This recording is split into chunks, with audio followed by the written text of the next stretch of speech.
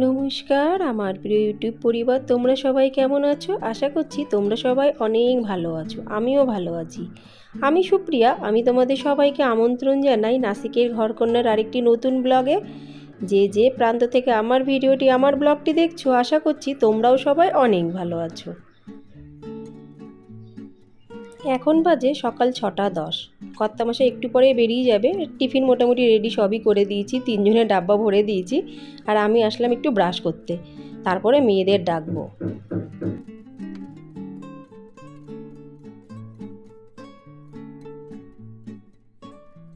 মেয়েরা যথারীতি উঠে গেছে, কিন্তু জানো তো আজ কদিন ধরে একদম দুধ খায় না দুজনে।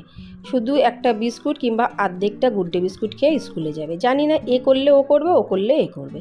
যাই হোক, জোর করা যায় না সকালবেলাকার সময়, বেকার মুড খারাপ করে লাভ নেই। কেন কি এখন তো পরীক্ষার সময়। তা দুইজনের দুটো বস্তা নিয়ে আমি কিন্তু বেরিয়ে পড়েছি বাসের উদ্দেশ্যে। তা দুইজন উঠে গেছে বাসে, আমি চলে গেলাম হাঁটতে। আজকে তোমাদের একটা অন্য জায়গায় নিয়ে যাব, আমাদের এই সোসাইটির মধ্যে। এই জায়গাটাতে আমার বেশ ভালো লাগে, বেশ মাটির রাস্তা, পুরো ঘাস ভরা। চলো গিয়ে দেখাচ্ছি। দেখতে পাচ্ছ বন্ধুরা, অদ্ভুত না এই জায়গাটা? এই জায়গাটাতে না বিকেলবেলার দিকে খুব ভরাভরি থাকে, বাচ্চারা খেলে, যোগা করে, ওয়াকিং করে, দৌড়াদৌড়ি করে। মোটামুটি আধা ঘন্টা 40 মিনিট হাঁটলাম। হাঁটার পরে আমি চলে আসলাম এখন ঘরে এসে আমি ভাবছি কোথার থেকে কাজটা স্টার্ট করব। মানে মেয়েদের তো পরীক্ষা শুরু হয়ে গেছে, ওরা কিন্তু তাড়াতাড়ি চলে আসবে। আগে যেমন পুরো স্কুল হতো, এখন তো সেরকম না। এখন শুধু পরীক্ষার পরে তারপরে ওরা চলে আসবে। তাহলে তাড়াতাড়ি আসবে। তা তাড়াতাড়ি যখন আসবে তাহলে কাজগুলো আমাকে আজকে তাড়াতাড়ি শুরু করতে হবে। কিন্তু যাই হোক না কেন, আমি কিন্তু আমার রুটিন পাল্টাবো না। তা যথারীতি আমি আসলাম এখন যোগা করতে। কারণ এটা যদি না করি, তোমরা ভালোই জানো, আমার একদমই ভালো লাগে না। মনে হয় যেন কিছু করিনি। ওই জন্য ফটাফট, বেশি টাইম দেবো না, ফটাফট কিন্তু যোগাগুলো একটু করে নিই। সংসার, স্বামী, বাচ্চা সব কিছুই ঠিক আছে, কিন্তু তার সাথে সাথে নিজের দিকেও গুরুত্ব দেওয়াটা খুব প্রয়োজন আমাদের গৃহিণীদের। কারণ আমরা সংসারের মধ্যে এত পরিমাণে ঢুকে যাই, যার জন্য নিজেদের দিকে কিন্তু আমরা সময়ই দিই না। কিন্তু এটা একদমই ভুল। তা যাই হোক, যোগা করা হয়ে গেল। তারপরে আসলাম সবার প্রথমে জামা কাপড় কাচতে। যে কাচার এখানে আসলাম, দেখলাম ওয়াশিং মেশিনটা একটু নোংরা হয়ে গেছে। তা ওটা কাচবে। অবশ্য মেশিনটা যদি না মুছি দেখতে ভালো লাগছে না। তা ভাবলাম যে কাচার জিনিসটাকে আগে একটু পরিষ্কার করি, তারপরে এর ভেতরে জামা কাপড় দেবো। তো করেছি বন্ধুরা, মানে কি বলো তো, বেশ কয়েকদিন আগে, না সপ্তাহ 10 দিন আগে করেছিলাম, কিন্তু ধুলবালিতে একটু লেগেই যায়। তারপরে মোছার পরে এই যে দেখো এক গাদা জামা কাপড়। আজকাল যে কি পরিমাণে জামা কাপড় হয়, মানে বলে বোঝানো যায় না। এর মধ্যে কিন্তু তোমরা যদি যখন মেলাবো দেখতে পাবে, আমার জামা কাপড় কিন্তু বেশি না। কর্তামশাই আর আমার মেয়েদেরই কিন্তু জামা কাপড় বেশি। এক বন্ধু আমাকে লিখেছে, দিদি তুমি কি সবসময় গরম জল খাও? এটা কি অনেক গরম জল? না বন্ধু, এটা অনেক গরম জল না, এটা উষ্ণ গরম জল। আর উষ্ণ গরম জলটা সকালবেলায় কেন, আমি সারা দিনভর খেতে পারি। আমি বলে না বন্ধুরা, এখানকার সমস্ত মানুষেরা কিন্তু 12 মাস উষ্ণ জল খায়। হ্যাঁ, যখন খুব গরমটা পড়ে তখন মটকার জল খায়।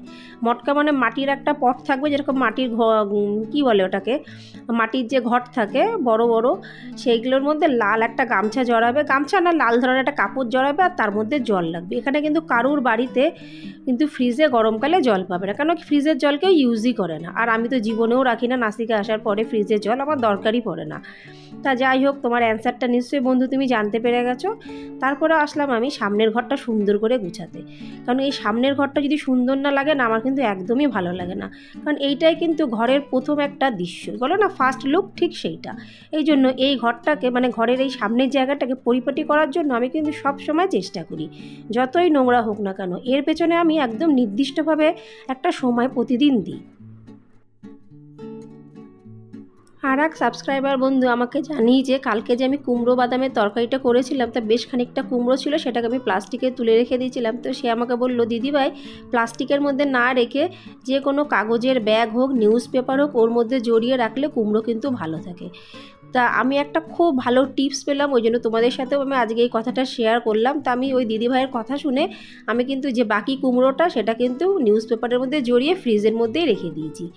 দেখা যাক, আমার মনে হচ্ছে কুমড়োটা ভালোই থাকবে। কেন কি প্লাস্টিকে কি হয়, জলটা বাষ্প হয়ে ওর মধ্যেই থেকে যায়, আর কুমড়ো তাড়াতাড়ি পচে যায়। আর নিউজ পেপার হোক, কাগজের ব্যাগ হোক, ওগুলো তো কাগজের থাকে, জলটা কিন্তু শুষে নেয়। ওই জন্য যথারীতি কুমড়োটাও কিন্তু ভালো থাকবে। যেসব বন্ধুরা আমার ভিডিও দেখছে, লাইক কমেন্ট শেয়ার করছে, ভালোবাসা দিচ্ছে, কমেন্টস করছে, এত ভালো ভালো, তাদের অসংখ্য ধন্যবাদ। সমস্ত বন্ধুদের জন্য পুরো আন্তরিকতাভাবে আমি কিন্তু ধন্যবাদ জানাচ্ছি। তারপরে চলে আসলাম আমি রান্নাঘরে। আজকে জানো তো মাছ করব। কালকে মাছ নিয়ে এসেছে, তোমাদের দেখিয়েছিলাম বাজার থেকে। তো কালকে তো আমি হারগিস মাছ করব না, তোমরা ভালোই জানো। সেই এটা কিন্তু কাতলা মাছ, অর্ধেকটা রেখে দিয়েছি, আর অর্ধেকটার মধ্যে আমি নুন হলুদ মাখিয়ে নিলাম। অনেকক্ষণ পরে আসলাম কিন্তু রান্নাঘরে। কোনো ব্যাপার না, তাড়াতাড়ি কিন্তু হয়ে যাবে। রান্না করার সময় তোমাদের আমি বলেছি 3টে জিনিস আমি একদম অ্যাভয়েড করি রান্না করা বলে না, কাজ করার সময়। এক হলো মোবাইল ফোন, এক হলো টিভি, আর এক হলো বন্ধুদের সাথে গল্প করা, মানে কারোর ঘরে গিয়ে, পাশের ঘরে গিয়ে গল্প করা, যেগুলো আমি আগে করতাম। তার জন্য না প্রচুর পরিমাণে আমার টাইম নষ্ট হতো।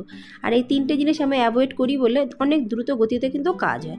যদি একবার আমরা যদি মোবাইল নিয়ে বসি, যথারীতি যদি আমি বসি, ঘন্টার পর ঘন্টা কিন্তু চলে যাবে। কি দেখবো নিজেও বুঝবো না, নিজেও জানবো না, কিন্তু টাইম কিন্তু কেটে যাবে। আর যদি কোনো বন্ধুদের সাথে গল্প করি, তখনও কিন্তু টাইম কোথা দিয়ে চলে যায় বোঝা যায় না। আর ঠিক সেরকমই 3টে অপশানই কিন্তু খুব গুরুত্বপূর্ণ, তোমরা একটু অ্যাপ্লাই করতে পারো। আর দেখো পাশে কিন্তু আমি একটু চাও বসিয়ে দিয়েছি। তা যথারীতি এখন আমি চা খাবো। আমি বলতেও ভুলে গেছি, সকালবেলা কিন্তু আমি 1 কাপ চা অলরেডি খেয়ে নিয়েছি, কালো চা। এটা কিন্তু সেকেন্ড রাউন্ডের চা চলছে, বুঝতেই পারছো, দুধ চা বানিয়েছি যখন সেকেন্ড রাউন্ডেরই হবে। আর তার সাথে খাবো একটা পরোটা। প্রচণ্ড পরিমাণে কিন্তু আমার খিদে পেয়ে গেছে আজকে।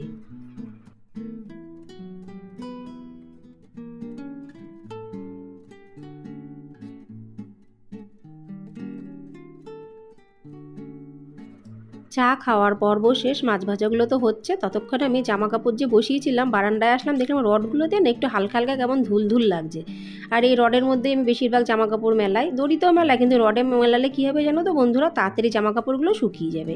তা ভাবলাম ওই ধুলোর মধ্যে কি ভিজা জামা কাপড় মেলাবো, ওর থেকে ভালো তাড়াতাড়ি করে আমি একটু রডগুলো সুন্দর করে মুছে নিই।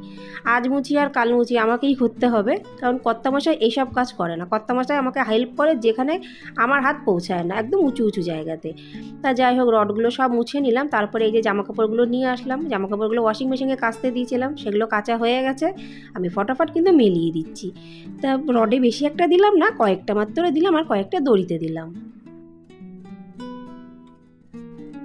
ঘরের মধ্যে যে কটা জিনিস আছে, মানে যার ঘরেই যা আছে, সেটাকে যদি আমরা খুব সুন্দরভাবে পরিপাটি করে গুছিয়ে রাখি বন্ধুরা, সেই জিনিসগুলো তো অনেক দিন টিকবে, আর দেখতেও ভালো লাগবে। সব থেকে ভালো কথা, মানে সব থেকে বড় যে কথাটা, সেটা হলো আমাদের মনে না একটু শান্তি লাগবে। হ্যাঁ, আজকে সারাদিনে কিছু করলাম। এই জিনিসটা দেখবে, যদি ধরো যখন আমরা পড়তাম, স্কুলে কি কলেজে পড়তাম, তখন যেদিন আমরা পড়াশুনো করতাম না, সেদিন সবসময় একটা চিন্তা থাকতো না লেগে, আরে পড়লাম না, কিছু করলাম না। কিন্তু যেদিন পড়তাম, মনটা কিন্তু কত ভালো লাগতো, কনফিডেন্স লাগতো। ঠিক সেরকমই ঘর যদি গুছানো থাকে, আর ঘরের কাজ যদি আমরা নিজের হাতে করি, বেসিক্যালি নিজের হাতে যদি ঘরের কাজ করা হয়, তাহলে কিন্তু মনে অনেক শান্তি লাগে। আমার তো খুব ভালো লাগে যে নিজের হাতে করে আমি যেটুকুনি করব, সেটুকুনি নিজে করব, নিজের ঘরকে নিজেই পরিপাটি সুন্দর করে রাখবো। আজকাল জানো তো বন্ধুরা, আমি না সকাল সকাল আর পর্দাগুলো খুলে দিই না। কেন বলো তো, হালকা হালকা রোদ্দুর আসে, তো এখন আর সেরকম রোদ্দুর দরকার নেই। ওই জন্য পর্দাটা খুলি না। বিছনাটা ভালো করে ঝাড়ার পরে তারপরে খাটের পরে উঠে পর্দাগুলো সরিয়ে দেবো। দেখো রোদ্দুরটা কিন্তু এখন বেশ ভালো এসে গেছে।